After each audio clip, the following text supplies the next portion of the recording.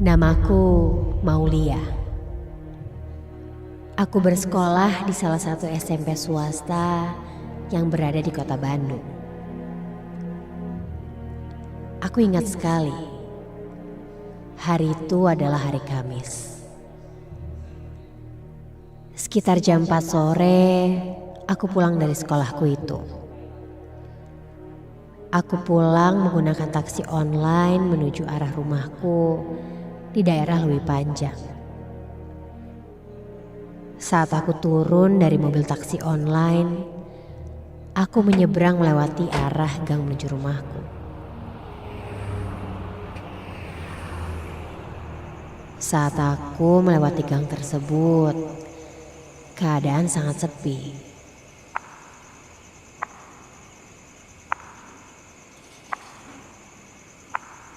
Aku berjalan melewati tempat itu. Dan tiba-tiba,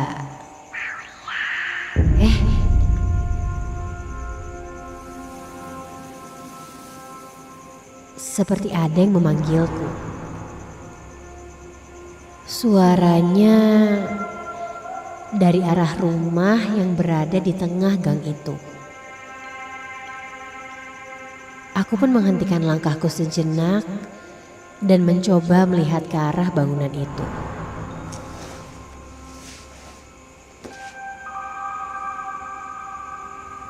Fokusku langsung tertuju pada sebuah jendela yang ada di depan rumah. Tapi tidak ada siapa-siapa. Diisengin nih, pikirku. Mungkin itu hanya perasaanku saja. Jelas-jelas rumah ini kosong. Aku pun langsung bergegas menuju rumah.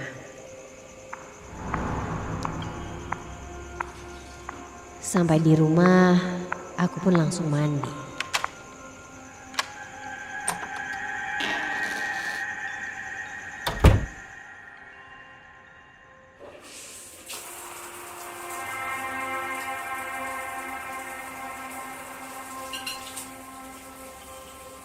Saat itu perutku mulai terasa lapar. Namun, karena di rumah sedang tidak ada siapa-siapa, aku mengambil jaketku dan berjalan keluar. Niatku sih keluar untuk pergi ke warung makan yang ada di depan gang rumahku.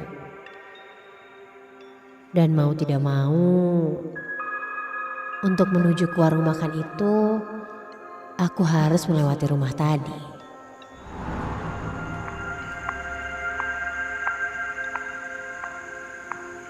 Aku berjalan cepat tanpa melihat-lihat. Ingin segera sampai dan membeli makanan. Namun, aku sedikit penasaran dengan suara itu. Hingga saat tepat berada di depan rumah itu, aku sejenak terdiam dan melihat ke arah jendela tadi.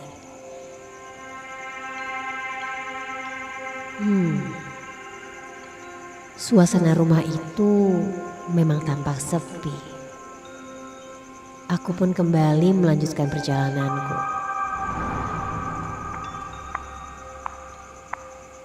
Ketika sampai di tempat makan, aku pun langsung memesan dan membungkus makananku. Niatnya sih iseng. Aku bertanya pada ibu penjual warung, "Bu, punten, kalau rumah yang ada di tengah gang itu rumah siapa sih, Bu? Kok sepi ya? Kayak banyak hantunya gitu ya?" Sontak aku terdiam sesaat mendengar cerita penjaga warung itu. Aku pun bergegas pergi.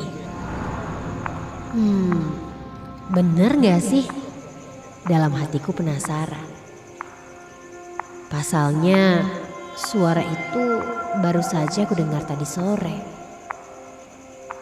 Persis langkahku menjadi sedikit lambat dan penasaran dengan pembicaraan penjaga toko tadi. Aku pun berjalan lagi melewati rumah itu. Saat aku melewatinya, astaga! Aku melihat seorang perempuan memakai baju putih dan bawahan rok putih di bawah lutut. Rambutnya terurai sebahu, tapi ada yang janggal. Dia tidak memakai alas kaki. Dia berdiri membelakangiku tepat di depan pintu asrama itu. Saat itu aku terdiam sejenak dan memperhatikan perempuan itu. Kulihat ia memasuki asrama itu. Jalannya agak aneh, tertatih dan sedikit kaku.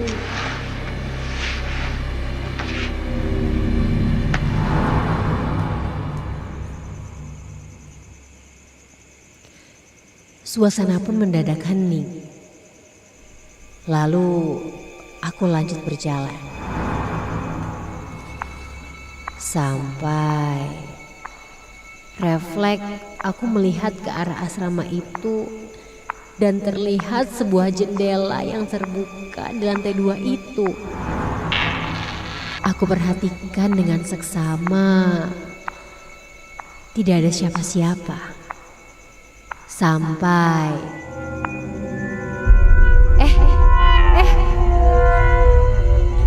muncul seseorang mendekati jendela. Sosok perempuan memakai kemeja lengan pendek berwarna putih. Namun kepalanya tertutup oleh kain hitam, sehingga aku tidak bisa melihat wajahnya.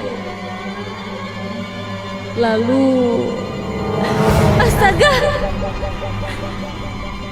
Tangan perempuan itu melambai-lambai ke arahku, seperti menyuruhku untuk masuk ke asrama itu.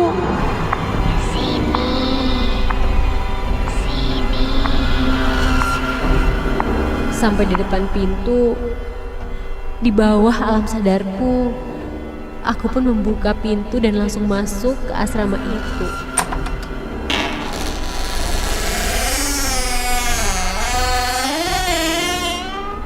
Karena ternyata asrama itu tidak terkunci. Aku memasuki lorong lantai 1 yang gelap saat itu.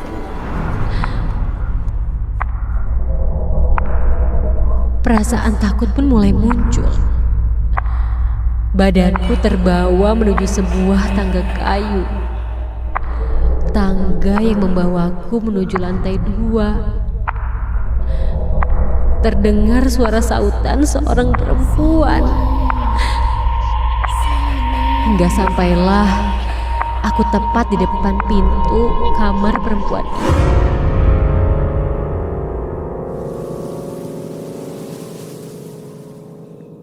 Lalu aku mengetuk pintunya perlahan.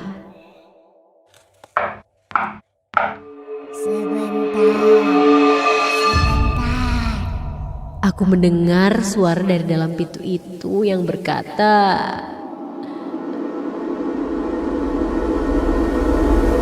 tubuhku benar-benar seperti dikendalikan oleh sesuatu. Aku sudah sangat ingin keluar dari tempat itu. Dan aku melihat sosok perempuan itu memakai baju kemeja lengan pendek putih dan juga rok berwarna putih di bawah lutut. Namun kepalanya masih tertutup kain hitam pekat. Lalu ia berkata, "Sini, masuk aja." Aku pun langsung masuk ke kamarnya. Keringat dinginku mulai bercucuran di dahiku. Aku dipersilahkan masuk duduk di atas sebuah ranjang. Dan ranjang ini nampaknya sudah tua dan sedikit bau. Mataku mulai menerawang. Sekilas aku melihat ke arah pojok kamar. Ada sebuah foto yang terpampang di sana. Namun nampak tidak begitu jelas. Tak lama, perempuan itu berjalan mondar-mandir dengan kaku di depanku. Lalu keluar tanpa berkata apa-apa.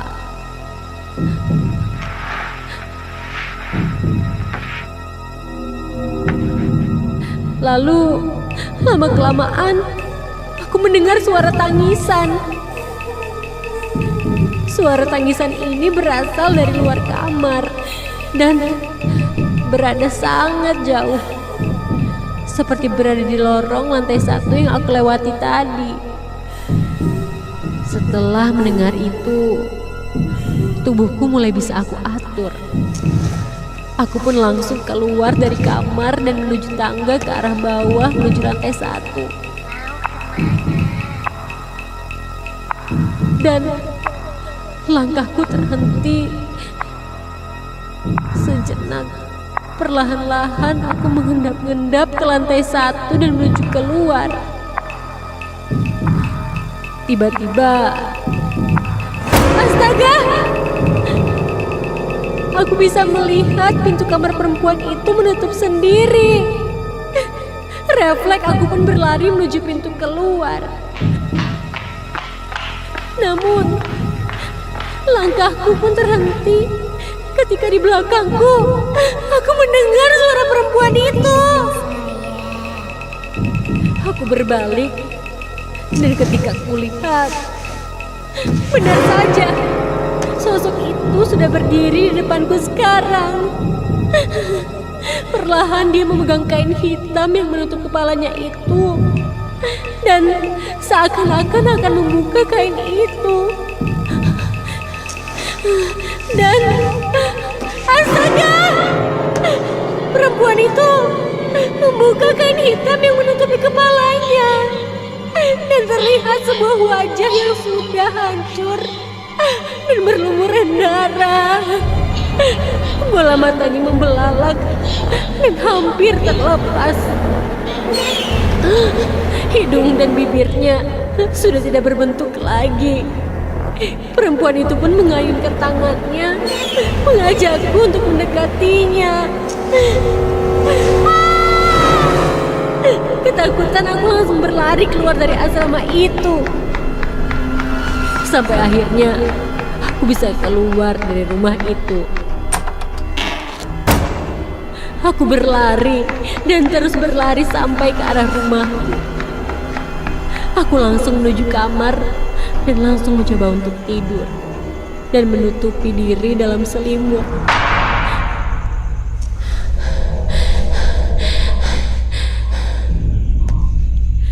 Tiba-tiba masih terdengar suara tertawa itu di telingaku. Aku pun menutup kedua telingaku agar aku tak mendengarnya lagi. Namun saat aku menutup telingaku, astaga!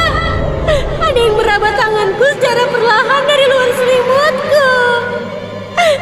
Tangannya terasa dingin sampai selimutku ditarik dan tidak!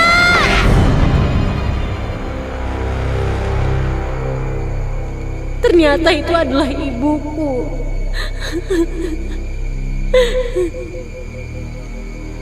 Aku pun ditenangkan olehnya. Akhirnya, aku menceritakan apa yang kualami tadi.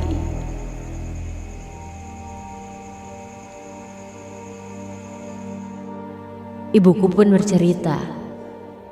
Dia mendapat kabar dari tetangga rumah bahwa salah satu siswi perempuan di asrama itu meninggal karena tabrakan.